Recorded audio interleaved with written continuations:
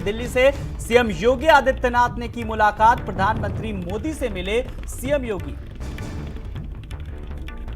तो पीएम आवास में सीएम योगी ने की भेंट, उपराष्ट्रपति वेंकैया नायडू से भी मिले योगी। बीजेपी संगठन मंत्री बीएल संतोष से भी की मुलाकात और जीत के बाद पहली बार दिल्ली पहुंचे।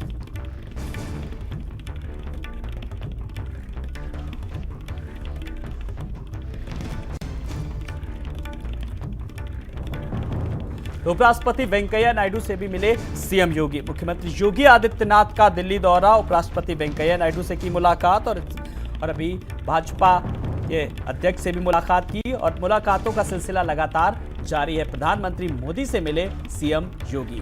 तो पीएम आवास में सीएम योगी ने की भेंट और पीएम मोदी से मुलाकात की और शीर्ष नेतृत्व से भी लगातार मुलाकात कर रहे हैं। और इससे पहले दिल्ली के त्रिवेणी सदन में सीएम योगी का भव्य स्वागत हुआ और हिंदू युवा वाहिनी के कार्यकर्ताओं ने किया भव्य स्वागत। बड़ी खबर, प्रधानमंत्री मोदी से मिले सीएम योगी आदित्यनाथ। पीएम आवास में सीएम योगी ने ये मुलाकात की, उपराष्ट्रपति वेंकैया नायडू से भी मिले, बीजेपी संगठन मंत्री बीएल संतोष से भी मुलाकात की और जीत के बाद पहली बार दिल्ली पहुंचे हैं मुख्यमंत्री योगी आदित्यनाथ, जहां पर रक्षा मंत्री राजनाथ सिंह से मुलाकात करेंगे, यानी कि शीर्ष नेताओं से मुलाकात करेंगे। और इससे जिनसे मुलाकात कर चुके हैं उनमें उपराष्ट्रपति वेंकैया नायडू से मुलाकात की है और पीएम मोदी से भी मुलाकात हो चुकी है। मुख्यमंत्री योगी आदित्यनाथ का दिल्ली दौरा, तो भाजपा अध्यक्ष नड्डा से भी मुलाकात करेंगे और इस मुलाकात को लेकर के लगातार मंथन फिलहाल जारी है कि कैसा होगा मंत्रिमंडल का विस्तार।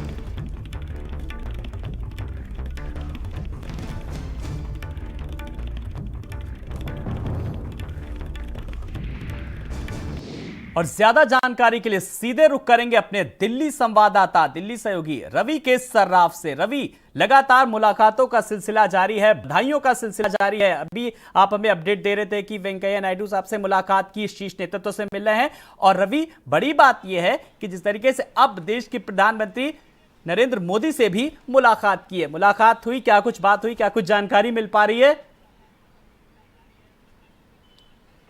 बिल्कुल आलोक, देखिए फिलहाल जो है मुलाकात मुख्यमंत्री योगी आदित्यनाथ के प्रधानमंत्री नरेंद्र मोदी के साथ 7 कल्याण लोक मार्ग पर चल रही है। लगातार जो ये मुलाकात है अभी भी जारी है। इसके बाद जो बताया जा रहा है वो भारतीय जनता पार्टी के राष्ट्रीय अध्यक्ष जेपी नड्डा, फिर गृह मंत्री अमित शाह और देर रात रक्षा मंत्री राजनाथ सिंह के साथ योगी आदित्यनाथ मुलाकात करेंगे। तो मुलाकातों की जो फहरिस्त है दिल्ली में लंबी है और जाहिर सी बात है जब कोई बड़ा नेता जीतता है तो शिष्टाचार मुलाकात के तौर पर तमाम नेताओं से मुलाकात करता है और प्रदेश की राजनीतिक हलचल के बारे में भी पूरी जानकारी देता है। हालांकि अभी विधानसभा चुनाव समाप्त हुए, नतीजे आए हैं और प्रचंड बहुमत भारतीय जनता पार्टी को मिली है।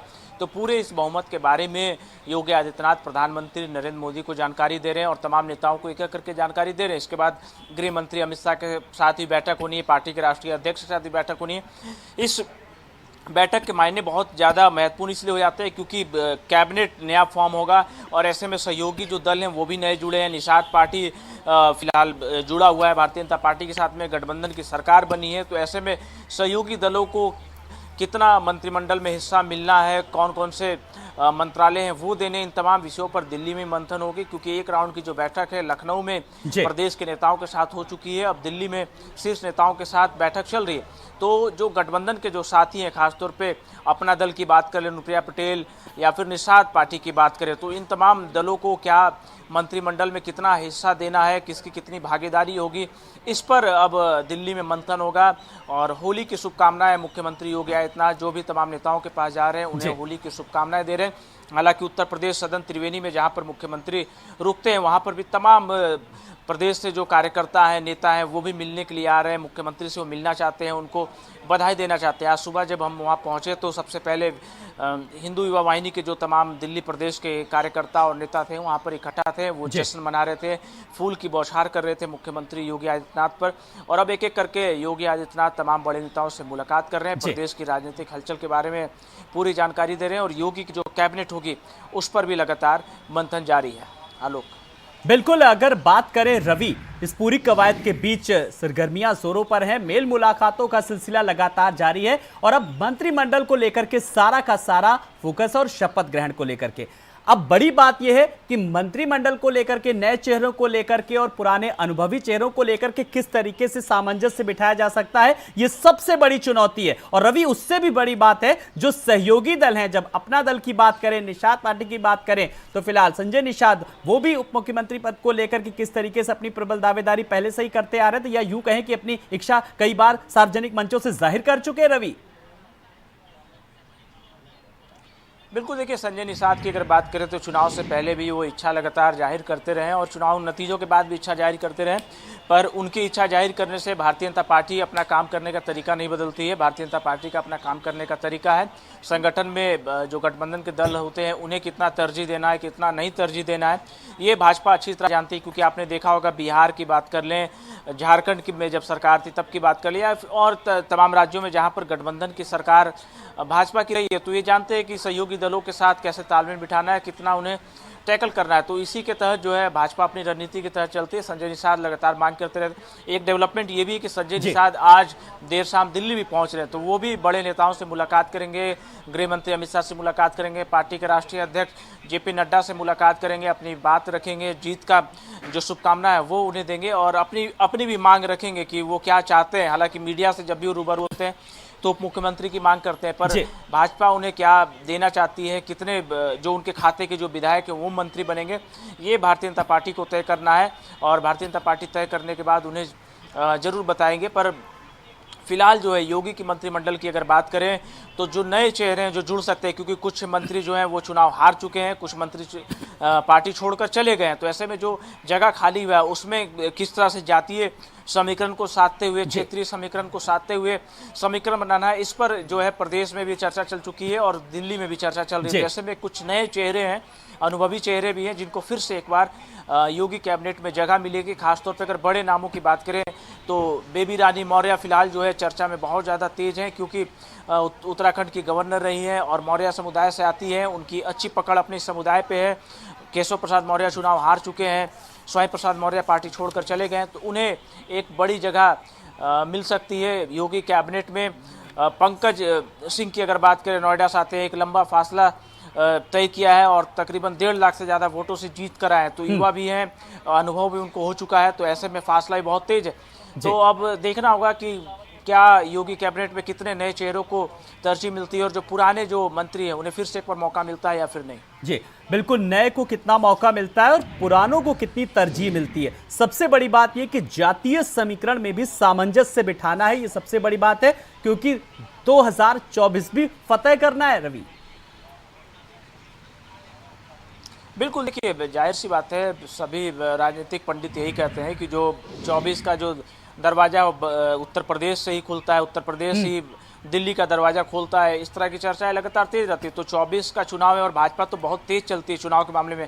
आपने देखा होगा जिस दिन चुनाव नतीजा उत्तर प्रदेश का है उसके अगले दिन प्रधानमंत्री, गृह मंत्री का गुजरात का दौरा लग गया, क्योंकि गुजरात के चुनाव इसी वर्ष के अंतिम में होना है। तो ऐसे में 24 की भी रणनीति भाजपा तय करते हुए आगे बढ़ेगी और जो केंद्र की योजनाएं हैं उसे किस तरह से उत्तर प्रदेश में लेके जाया जाए, पूरे देश भर में लेकर जाया जाए, इस पर भी एक पूरा रोड मैप बनाया जाएगा।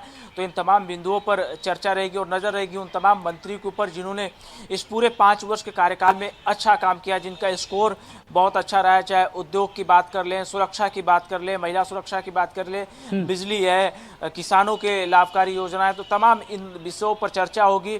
और जिन मंत्रियों ने अच्छा काम किया है उन्हें बोनस भी दिया जाएगा और जिन मंत्रियों ने खराब काम किया, हालांकि कुछ ऐसे भी मंत्री हैं जिनका स्कोर अच्छा नहीं रहा, उन्हें जनता ने खुद हरा दिया है, वो हार चुके हैं।